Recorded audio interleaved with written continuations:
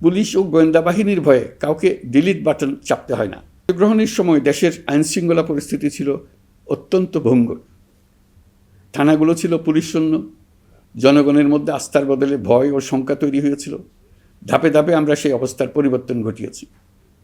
আজ পুলিশ আর মারণাস্ত্র ব্যবহার করে না, বেআইনিভাবে কাউকে তুলে নিয়ে যায় না, বন্দুকযুদ্ধের নামে হত্যা করে না, পুলিশ ও গোয়েন্দা বাহিনীর ভয়ে কাউকে ডিলিট বাটন চাপতে হয় না।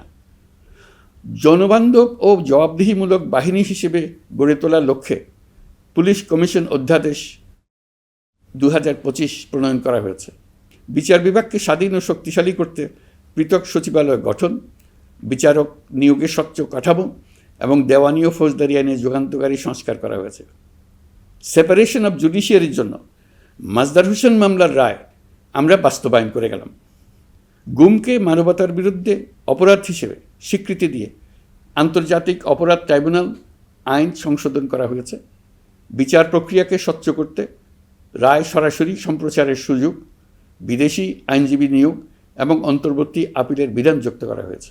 বাংলাদেশ যেন আর কখনো মানবাধিকারহীন রাষ্ট্রে পরিণত না হয়, সেই লক্ষ্যে জাতীয় মানবাধিকার কমিশন অধ্যাদেশ জারি করা হয়েছে এবং কমিশন গঠন করা হয়েছে।